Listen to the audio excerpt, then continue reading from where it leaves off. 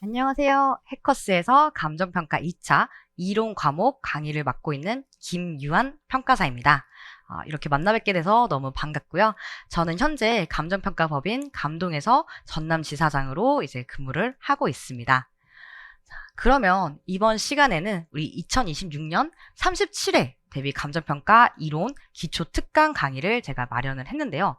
감정평가 이론 이제 대상은 처음 공부하시는 분들, 이제 입문하시는 분들을 대상으로 우리가 감정평가 이론을 왜 공부해야 되며 어떻게 공부를 해야 되며 무엇을 공부하는지 그리고 이 공부한 내용이 시험에 어떻게 나오게 되는지 이런 개괄적인 내용들을 좀 살펴보려고 합니다. 그래서 처음 이 총 4강의로 구성을 하고 있는데요.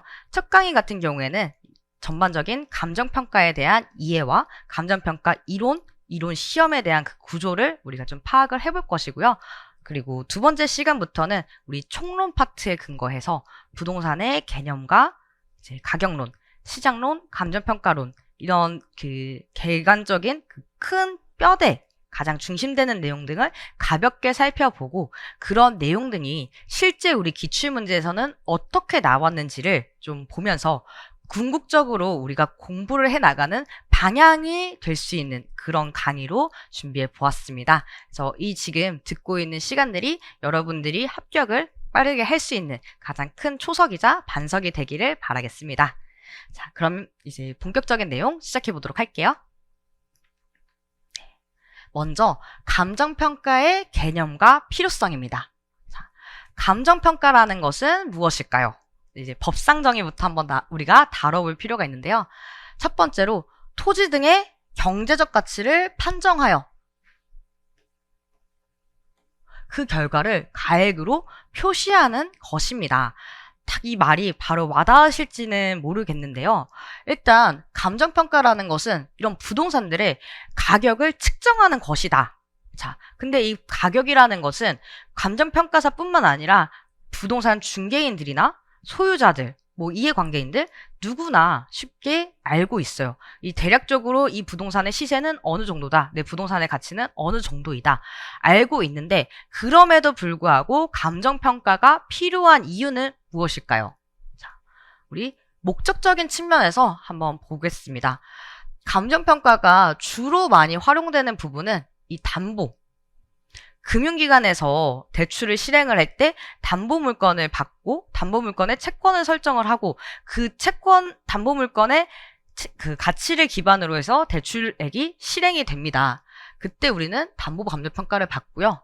보상, 국가 등에서 공익사업을 수행을 할 때 이제 강제로 토지 수용을 하고 그거에 대한 손실 보상을 하게 되죠. 그때도 우리는 감정평가액을 통해서 감정평가를 통해서 그 손실 보상액이 얼마인지를 결정을 하게 됩니다. 그리고 제가 지금 현재 가장 많이 하고 있는 평가가 상속과 증여 평가인데요. 상속과 증여 일단 그 금액이 금전이 오고 가지 않는데 결국에 세금은 발생하는 거잖아요. 이 세금에 대해서 가치를 이 해당 부동산에 어느 정도 가치가 있는지 그것을 토대로 세금을 산정하기 때문에 그때도 감정평가를 받고 있습니다. 자, 궁극적으로 우리 일반인들도 다 가격을 얼추 알고 있음에도 불구하고 이 감정평가가 필요한 이유.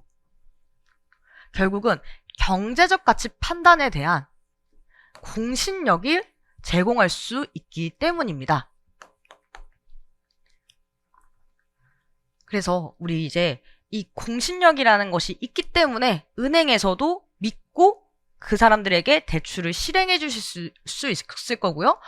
보상 같은 경우에도 국가가 이거 얼마야 그냥 돈을 주고 가지고 오게 되면은 피수용자들이 이거를 반발을 많이 할 텐데 감정평가사가 결정한 감정평가액이 이 정도입니다 라고 하면은 납득을 할 수밖에 없잖아요. 이제 그런 이해관계자들의 그 가격을 조정을 해서 적정 가격을 제시를 하는 것. 그것이 감정평가의 궁극적인 필요성이라고 볼 수가 있겠습니다. 자, 그러면 두 번째. 물건적인 측면에서는 감정평가가 왜 필요한 것인가? 우리 내 물건이라고 하면 부동산이겠죠. 부동산이라고 했을 때 우리 대표적으로 가장 우리 삶에 밀접하게 있는 이 아파트라고 봤을 때 우리 살고 있는 동네에 해당 아파트가 어느 정도 가격 수준인지는 인터넷에 검색하면 금방 나와요. 왜냐면 실거래가가 다 뜨기 때문에. 이 실거래가를 토대로 지금 이 아파트의 평형과 층수 이런 살짝의 격차만 제외하면은 대략적인 그 구간의 금액을 우리가 쉽게 추정할 수가 있죠. 그렇기 때문에 최근 금융기관 등에서도 아파트 같은 경우에는 직접 감정평가를 의뢰하기보다는 이런 시세 추정을 통해서 담보 물건의 채권을 설정하고 있습니다. 자, 그럼 이런 아파트는 너무 가격을 추정하기가 쉬워요. 그 이유 자체가 감정평가라는 것도 이제 세 가지 방식이 있지만 주로 많이 쓰는 방식이 우리가 비교 방식을 통해서 이제 유사한 부동산의 금액이 어느 정도 형성돼 있으면 내 부동산도 이 정도 금액일 거야. 이거를 유추해서 하는 이 비교 방식 때문에 이 모든 것들이 지금 좀 가능하다고 볼 수 있는데요. 이제 이런 아파트가 아니라 토지 건물의 일반 부동산이라고 볼게요. 지금 해당 건물은 이 해커스가 위치해 있는 그 건물입니다. 강남역 10번 출구에 이면에 위치하고 있는데요. 자, 그러면 우리가 감정평가를 할 때는 이 토지의 가격과 그 위에 있는 건물의 가격 각각 계산을 한 다음에 이걸 합산을 해서 이 부동산 가치는 얼마야? 라고 얘기를 합니다.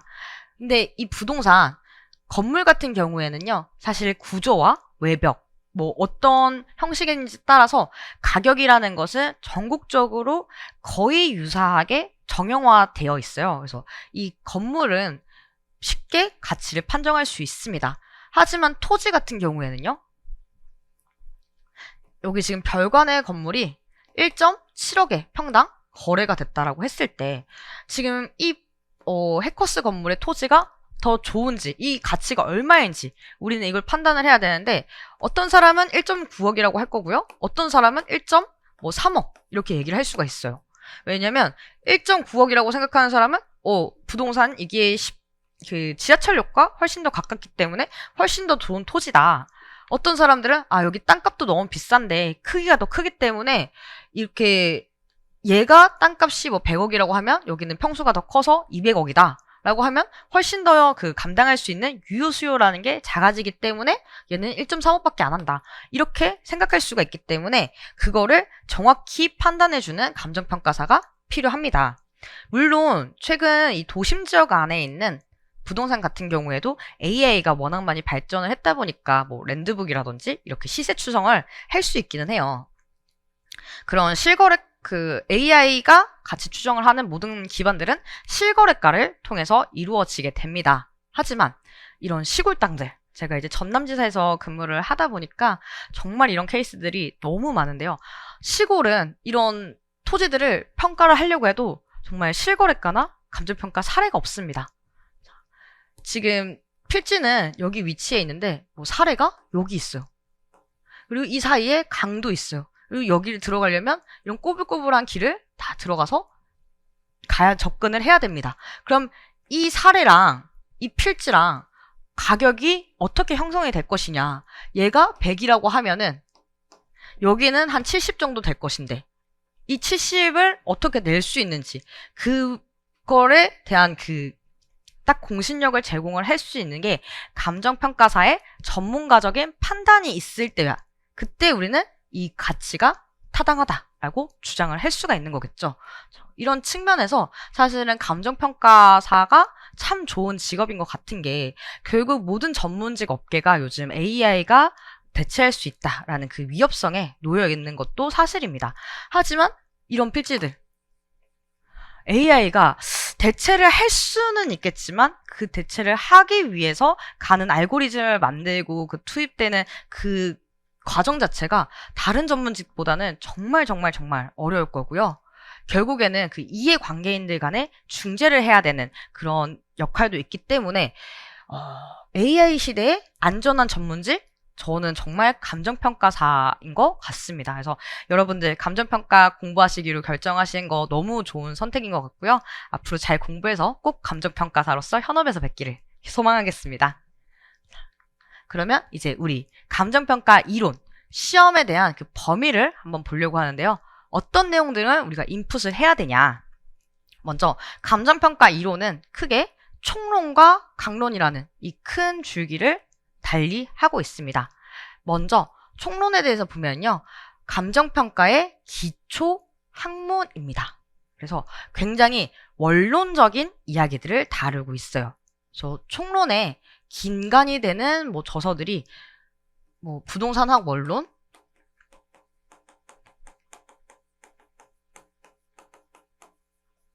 이제 교수님들이 저서인 감정평가론, 이런 것들이고요. 굉장히 이론적인 내용 등을 많이 다루고 있습니다. 그래서 감정평가라는 사고의 틀을 형성하고 있는 그런 영역이에요. 자, 그렇다고 하면은 우리 강론은 무엇이냐? 감정평가의 응용 학문입니다. 우리가 실제 평가 상황에서 판단을 내리는데 필요한 응용 영역이라고 보실 수가 있어요. 그래서 강론의 기초가 되는 것은 감정평가 실무 기준입니다. 그래서 이 총론과 강론, 조금 그 구분을 쉽게 비유를 하자고 하면, 저는 총론이 우리 초등학교 때 수학 공부하실 때 수학책 있잖아요. 수학책이고 강론이 수학 익힘책이다, 이런 생각이 좀 들더라고요. 우리가 수학책에서 먼저 공부를 할 때는 어떤 개념들이 이런 수학 그 개념을 형성을 하는지 그 개념에 대해서 먼저 파악을 하고, 결국에 수학 익힘책에서 유사한 문제들을 유형에 따라서 이제 계속 반복해서 풀면서 그 수학 실력을 올리는 거잖아요. 감정평가 이론 총론과 강론도 그런 관계에 있다고 보실 수가 있겠습니다. 그래서 먼저 이 튼튼한 총론, 부동산에 대한 이해를 쌓아둬야지 이 강론에서 왜 이런 평가를 해야 되는지 그 내용 등을 채우는 과정이다 라고 보시면 되고요. 이 강론 같은 경우에는 사실 실질적인 우리 실무 과목에서 배우는 과목과 굉장히 밀접해 있습니다. 실무라고 우리 2차 과목 중에 실무 과목을 공부를 할 때는 결국 그 감정평가 방법을 적용을 해서 얼마인지 가치를 산정을 하는 거잖아요. 이 이론에서 배우는 강론은 왜 그런 방법들을 써야 되고 왜 그런 가치로 도출이 되는지 그런 이제 이론적 배경을 그래도 담고 있는 측면에서 유사성이 있다고 볼 수가 있습니다. 그래서 이 큰 줄기를 받고, 그렇다면은 이 내용적인 측면에서는 어떤 내용 등을 다루고 있냐 라고 봤을 때, 먼저 우리 감정평가의 정의로 다시 한번 돌아가 볼게요. 저는 이 정의에 궁극적인 이 감정평가 이론 시험 범위가 다 담겨 있는 것 같더라고요. 먼저 이 정의, 토지 등의 경제적 가치를 판정하여 그 결과를 가액으로 표시하는 것, 이렇게 우리가 이 내용을 구분을 해볼 수가 있습니다. 토지 등이라고 하는 것은요, 감정평가의 대상이 됩니다. 경제적 가치를 판정한다는 것은 우리가 궁극적으로 하는 기능인 거죠. 목적.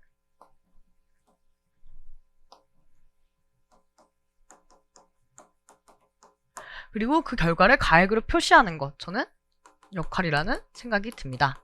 자, 그런 측면에서 우리 총론에서 이 내용 등을 보면요, 일단은 감정평가의 대상이 되는 이 토지 등에 대한 성격이 어떤 성격인지 부동산학의 기초를 먼저 공부를 합니다. 그래서 부동산의 개념에 대해서 일반 경제재화와 다른 부동산의 어떠한 특성이 있기 때문에 이제 이런 경제적 가치를 판정해야 되고 이런 것들이 나오는지 그 대상을 먼저 보고요. 그 다음에 경제적 가치를 판정하기 위해서는 경제적 가치란 무엇이냐, 즉 가치와 가격의 구분을 하고, 그 다음에 이 가치가 어떤 메커니즘을 통해서 형성이 되는지 그런 것들을 좀 공부를 하고요. 그리고 부동산 이 경제적 가치가 형성이 되는 이 시장이라는 것은 무엇이냐, 그런 원론적인 측면에서 내용을 공부합니다. 그 다음에 판정하는 단계가 감정평가 단계이죠. 이 감정평가론에서는 이론적인 전제에 대해서 배우게 됩니다. 즉, 이제 감정평가의 기능은 무엇인지, 어떠한 역할들을 하는지, 그리고 감정평가의 원칙과 평가를 하는 전제들, 이런 것들을 우리가 원론적인 측면에서 다루고 있는 부분이에요. 자, 그렇게 총론 파트도 이 감정평가 정의의 쭉 내용을 함께하고 있고요. 강론도 마찬가지입니다. 실제 감정평가에서 토지 등 대상 물건이죠. 근데 우리가 감정평가의 규칙에 보면은 감정평가를 할 때 토지도 있고요. 건물도 있고요. 뭐 수목도 있고요. 영업권, 기업가치, 뭐 그 다음에 자동차, 항공기, 이런 다양한 감정평가의 대상이 되는 물건들이 있습니다. 그런 대상 물건마다 우리가 어떤 방식을 주된 방식으로 평가를 해야 되는지, 그런 것들을 우리가 물건별로 구체적인 평가 방법을 공부를 하게 됩니다. 자, 그리고 경제적 가치를 판정하기 위해서는 당연히 감정평가 상방식 6방법에 대해서 구체적으로 공부를 할 필요가 있어요. 그래서 최근에 감정평가 우리 시험 문제를 보면요, 제일 빈출되는 파트가 오히려 이 강론 부분입니다. 이게 뭐 강사님들마다 총론과 강론의 구분이 살짝은 상이하기 때문에 좀 다르게 얘기할 수는 있는데요. 저는 감정평가 상방식 6방법의 구체적인 뭐 수익환원법, 원가법의 그런 방법론적인 것들은 이 강론 부분에 담고 있기 때문에 거의 한 80% 가까이가 최근에 강론에서 나오고 있는 트렌드예요. 근데 참 웃긴 게 우리 시험이라는 게 트렌드를 예측할 수가 없고 항상 그 트렌드로만 움직이는 것은 아닙니다. 이런 방대한 내용 속에서 고작 나오는 거는 네 문제이기 때문에 이 강론에서 많이 나온다고 강론 공부를 하고 총론은 등한시하고 그랬다가는 정말 이제 1년 더 2년 더 공부해야 되는 상황이 있기 때문에 양자 모두 이제 같이 공부하는 것들이 일단 필요하고요. 약간 말이 잠깐 새긴 한데 다시 돌아와서 이 경제적 가치라는 것은 감정평가 의뢰하는 의뢰인이 경제적 가치라는 것을 다르게 보고 있습니다. 그게 이제 목적별 구체적 평가 기준인데요. 뭐 담보평가를 할 때, 보상평가를 할 때 대상 물건도 다르게 보고, 그리고 감정평가하는 뭐 방법도 다르고, 가정하는 것들도 다르고, 그런 경제적 가치를 판정하기 위한 전제들, 목적에 따른 그런 구체적인 실무 적합화된 내용 등을 배우고 있고, 그 결과를 가액으로 표시하는 그 감정평가서 작성이라든지 이런 내용 등을 강론에서는 다루고 있습니다. 좀 여기까지 우리가 어떤 것들을 공부해야 되는지 대략적으로 감이 왔을까요? 네.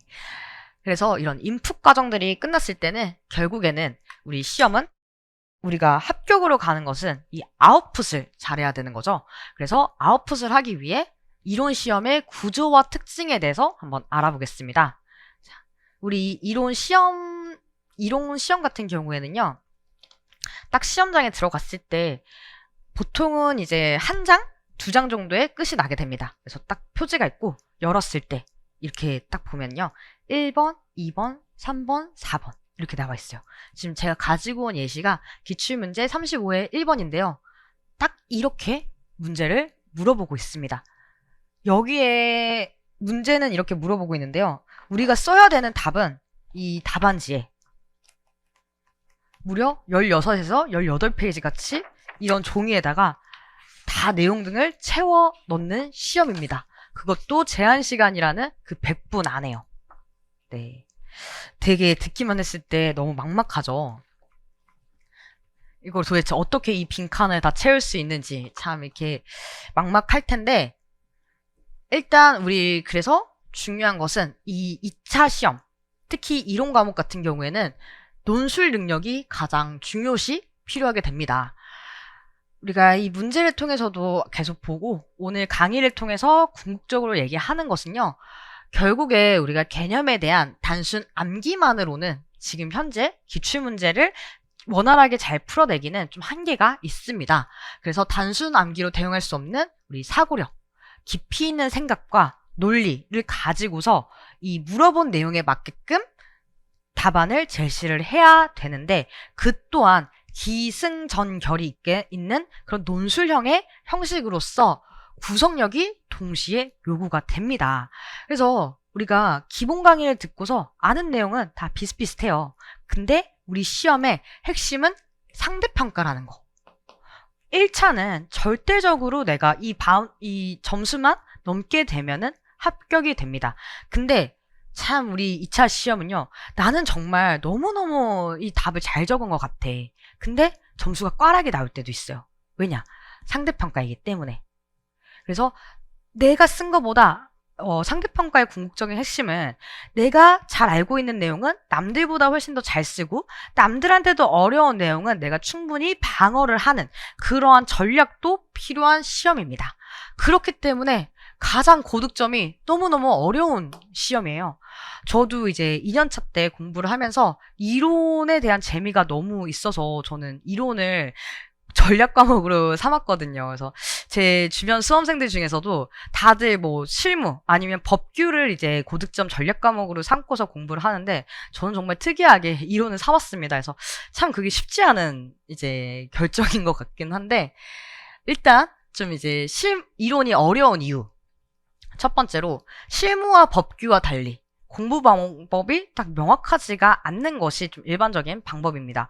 실무는 일단 내가 하루에 100점을 막 꾸준히 잘 매일매일 풀면은 실력이 올라가는 게 보이고 법규 같은 경우에는 내가 달달달달 잘 외워가지고 그 논점을 찾아서 잘 쓰면은 어느 정도 고득점에 갈 수 있는 것 같은데 이론은 명확한 답도 모르겠고 내가 지금 쓴 게 맞는 것 같은데 어디가 부족한지도 모르겠고 되게 좀 난해해요. 근데 공부하는 과정도 쉽지가 않지만 우리 시험을 보고 나왔을 때요. 가장 이제 수험생들이 시험 보고 나서 후기 막 적을 때 제일 모르겠는 게 사실은 이론이에요. 그래서 결과가 나오기 전까지 어느 정도 점수일지 모르고 심지어 결과가 나오고 났을 때 내가 왜 이 점수지?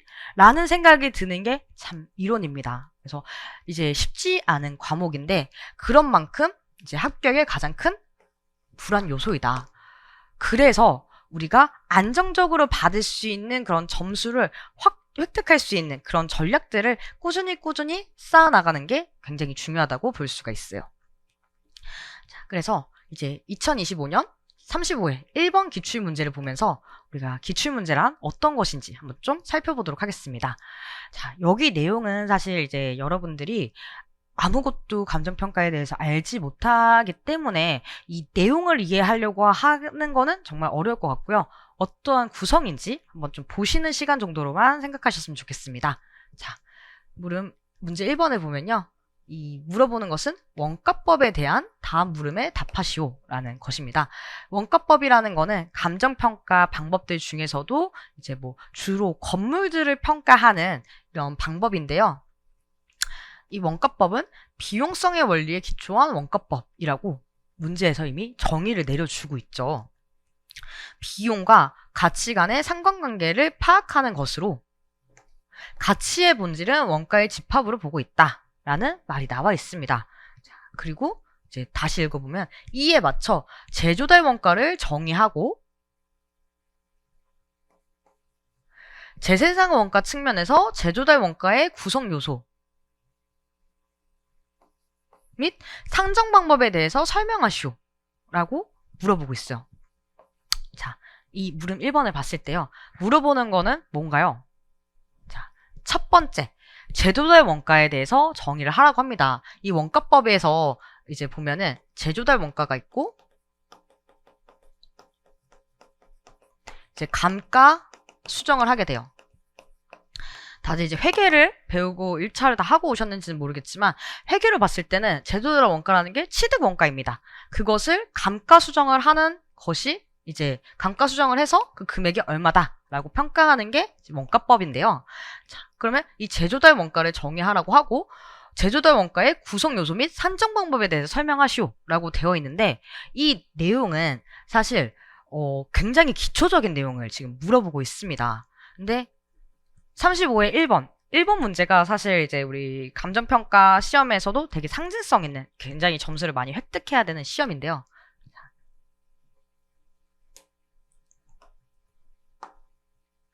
그럼 이런 문제들을 우리가 어떻게 접근을 해야 될 것이냐.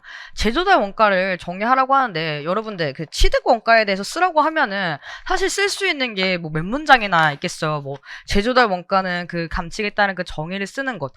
그 이상으로 할 수가 없는데 지금 해당 문제는 20점입니다.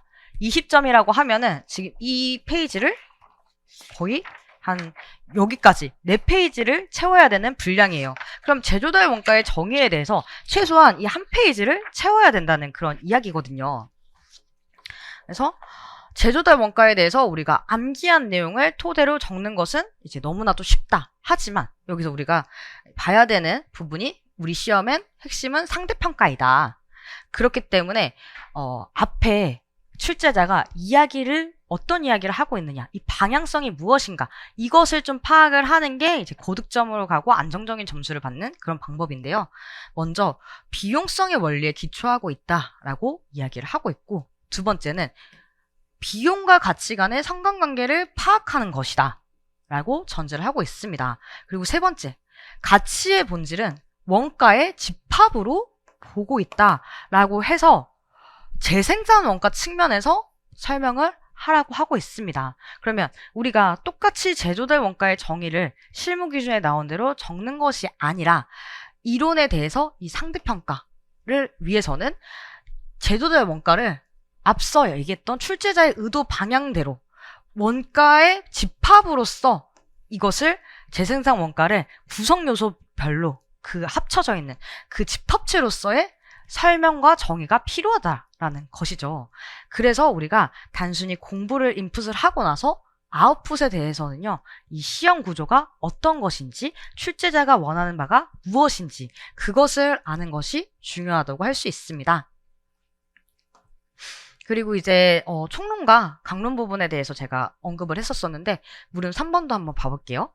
건물은 취득 또는 준공으로부터 시간의 경과나 사용 등에 따라서 경제적 가치와 유용성이 감소된다. 이게 이제 얘기했던 감가 수정 파트인데요. 이러한 감가 요인을 설명하시오 라고 하고 있습니다.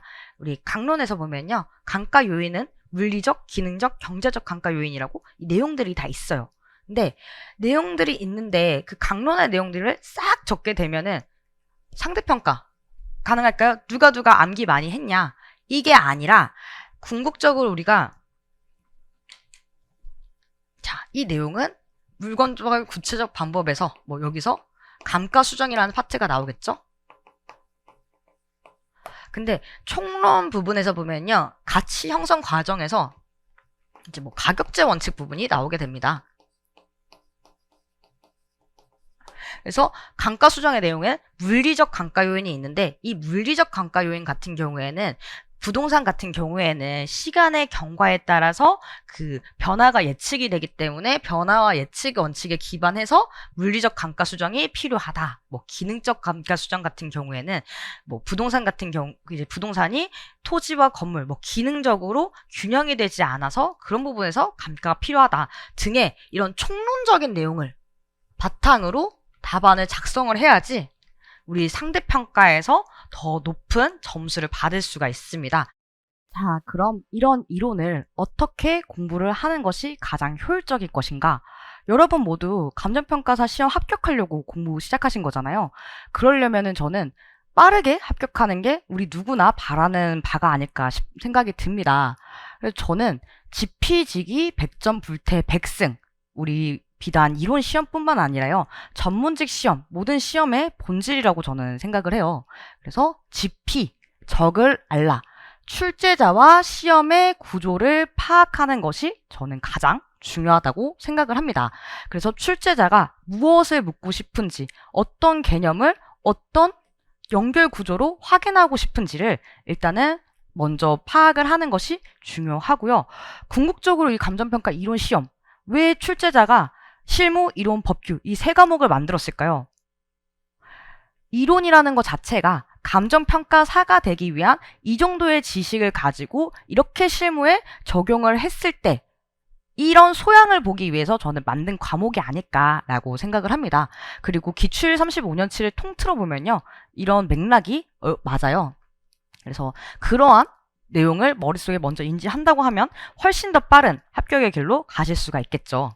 그리고 두 번째, 지익이 나를 알라라는 건데, 나의 사고 구조를 점검하라. 그래서 내가 알고 있는 개념이 우리 GS라든지 문제풀이라든지 지속적으로 채점과 첨삭을 받아가면서 내가 알고 있는 이 개념을 정말 써낼 수 있는 지식인지, 인풋을 많이 하는 것도 중요하지만 궁극적으로는 출제자가 원하는 그 아웃풋으로 나올 수가 있어야 되는 것이 제일 중요하죠. 그래서 내 개념이 목차를 만들 수 있는 상태인지 논리적으로 설명할 수 있는 상태인지 이런 것들을 지속적으로 내가 보면서 그걸 다듬어 나가는 게 이 시험에서 빨리 합격할 수 있는 지름길이라고 저는 생각을 합니다. 그래서 지피지기를 통해서 우리 절대 흔들리지 않고 이기는 그런 공부를 하셨으면 좋겠고요. 그거에 대한 토대로서는 먼저 기본 개념학습. 저는 이 기간을 기본 강의 시간이랑 그 다음에 중급 문제풀이에서 강론에 대한 이야기를 다룰 건데요. 그때가 개념학습 시간입니다. 감정평가 이론을 도대체 어떻게 공부를 해야 될까 고민이 많으신데요. 처음 공부하실 때는 사실 실무 강의만 따라가기에도 많이 벅차실 거예요. 저도 공부를 하면서 사실 이론은 항상 강의가 밀리기 바빴거든요. 그래서 암기보다는 우선은 강의를 들으면서 좀 교양 수업이다 이렇게 가볍게 생각을 하시고 전체적인 흐름을 쭉 따라가시는 게 저는 좋은 것 같아요. 그래서 이 큰 흐름을 파악을 하고요. 내가 후차적으로 회독수를 늘려가면서 그 깊이를 더해가는 것이 좋지 않을까 싶습니다. 그래서 이 기본 개념 학습 시간에는 다른 것보다는 저는 개념 간의 인과관계 그리고 해당 구조별로 유기성에 조금 더 집중을 했으면 좋겠어요. 우리가 앞서 총론에서 살펴봤던 것처럼 처음에는 부동산학 기초, 가격론, 시장론, 감정평가론 이렇게 되는데요. 이게 하나의 일련의 흐름으로서 쭉 연결이 되어 있는 개념입니다. 그래서 이 개념을 먼저 파악을 하시는 게 기본 강의 시간에 가장 필요한 덕목이고요. 두 번째로는 우리가 문제풀이 를 계속 지속적으로 해 나갈 거예요. 그래서 이때는 아직 인풋이 완성된 시기는 아닙니다. 그럴 때 진도별로 개념을 기출문제와 적용을 하면서 기출문제는 어떻게 나오고 있는지, 무엇을 묻고 있는지, 내가 어떻게 답변하는 것이 효율적인지 그 구조를 조금 더 파악을 하면서 출제자의 의도에 맞게 내 사고가 문장으로 나오는 훈련을 하는 것이 필요해요. 자, 이 두 개가 전부입니다. 마지막은 정말 이 문제풀이 다회독을 하면서 이거를 내 걸로 완성시키고 그리고 GS에서는 저는 우리 전문직 시험이 1년에 한 분이 시험이잖아요. 그날 하루 내 최선의 결과를 내기 위해서는 계속 이렇게 모의고사를 보면서 그 시험장이다 스스로를 시뮬레이션하는 그런 시간이라고 생각을 해요. 그래서 이런 내 역량이 최고로 발휘될 수 있는 그런 시간들을 보내신다고 하시면은 여러분 모두 단기간에 합격하실 수 있으리라 저는 생각합니다. 자, 그러면 이번 시간에는 이제 전체적인 감정평가와 이론 그리고 공부 방법에 대해서 조금 살펴봤는데요.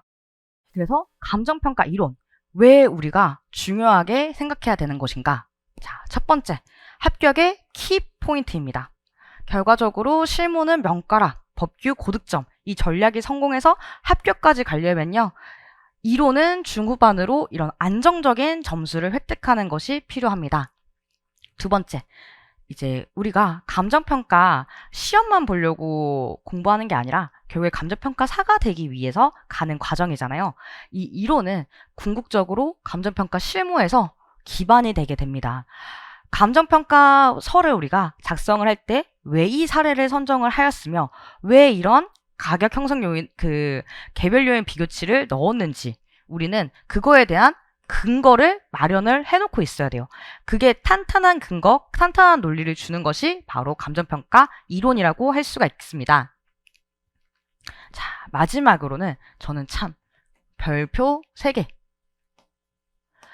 결국에 능력 있는 감정평가사로 이끌어주는 것이 이 감정평가 이론이라고도 저는 생각을 하는데요.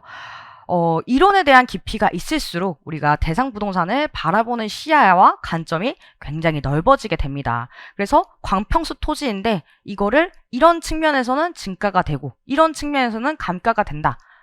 결국에 영업력과도 연결이 되는 그런 요소라고 저는 생각을 해요. 그래서 앞으로 1년 이 감정평가 이론 우리가 확실한 목적성을 가지고 열심히 공부하는 시간이 되었으면 좋겠고요. 다음 시간부터는 이제 이어서 우리 총론에서 배울 전체적인 내용에 대해서 가볍게 훑고 지나가면서 큰 그림을 그리는 시간을 가져보도록 하겠습니다.